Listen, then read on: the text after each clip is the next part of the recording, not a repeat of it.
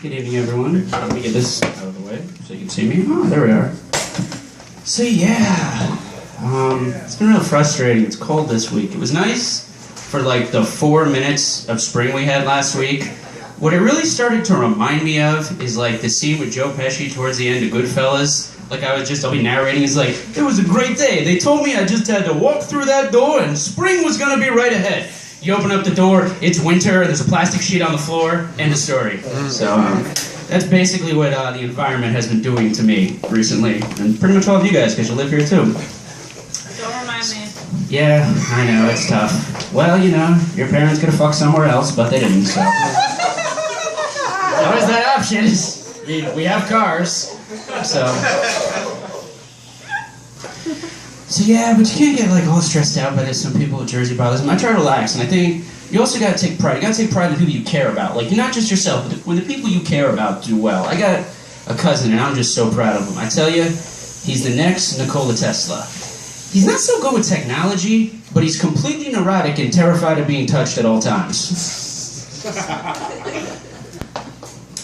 Yes, one of the other things I'll tell you is I try to expand my knowledge. I try to learn new things. And one of the things, I've been trying to develop my own plan to learn more of the German language. It's not going as well as I would have hoped. I think it would be doing better if more of their porn had subtitles. But also, I have been able to, through other methods, learn a little bit of the German language. And it's really interesting because it sometimes reinforces a lot of the stereotypes people already have about Germans. Like, there's a German word, Schadenfreude, which literally translates to harm joy. This is a word that describes the feeling harm joy. They combine these two words. It describes the feeling that you have when someone you don't like has something bad happen to them.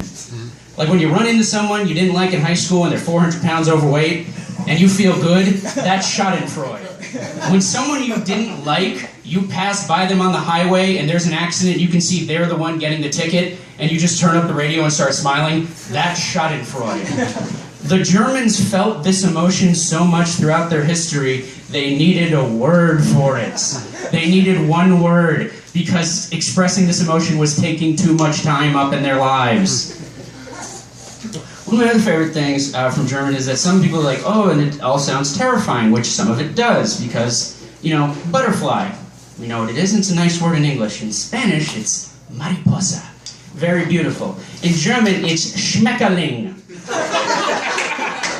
That means there's like a little kid in a park, you know, it's a few hours from now in Berlin, so probably right now there's a kid in a park in Berlin just walking around going, ein kleiner Schmetterling! His father just looks over, ja, mein Kinder, ein kleiner Schmetterling.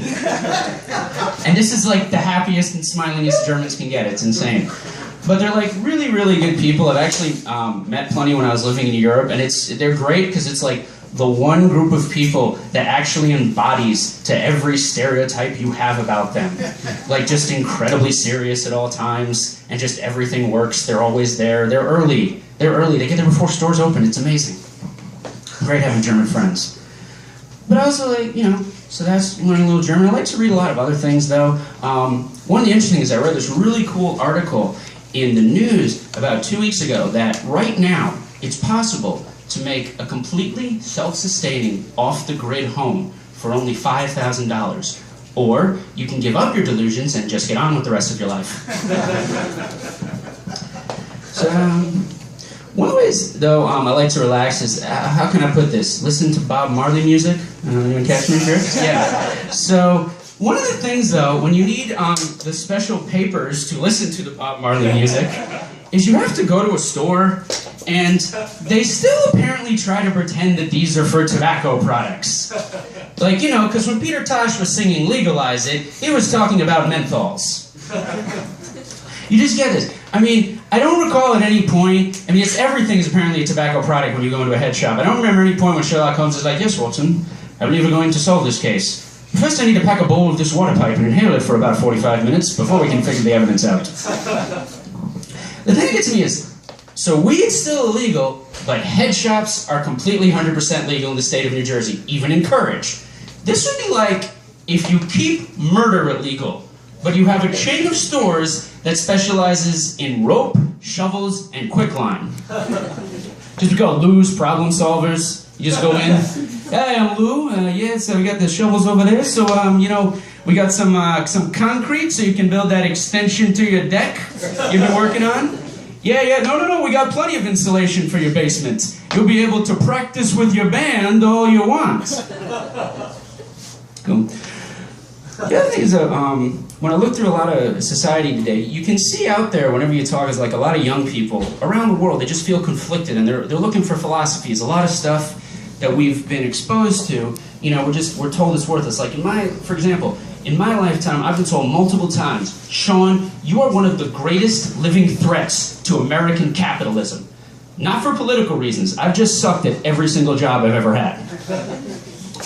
But when you have all these philosophies, people get exposed to new ones. And one of the things that is a philosophy that seems to be appealing to a lot of young people around the world because they're now getting exposed to it is Islam. It seems to be appealing to a lot of people. And, I think all religions, all philosophies, it's good to be exposed to new ideas and, it expands over the world. And what'll make it really interesting is if Islam, keeps spreading and, some people aren't going to be crazy. Some people already have a lot of hostility. Some parents aren't really going to be crazy if their kids take interest in Islam. But it will lead to a very interesting situation in a couple of decades in which young women abstain from sex and alcohol to piss off their father.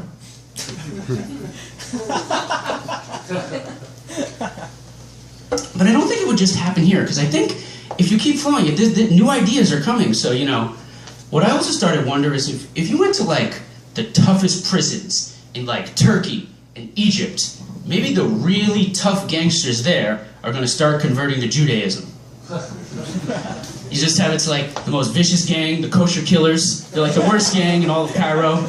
They're just psychotic, before they kill you, they circumcise you, it's their calling card. You just see some young kid, he gets him into a jail in Cairo, it's a simple offense, he's doing 18 months, he's walking and an old guy just grabs him out of the way. Why'd you do that, man? Dude, that's Ahmed Lowenstein, you don't ever want to know him. But I don't think that's the only place to go, because I don't want to just think about people think religion with criminals. It's because also a lot of people embrace religion, because they find it more peaceful. It gives them a lot of enlightenment.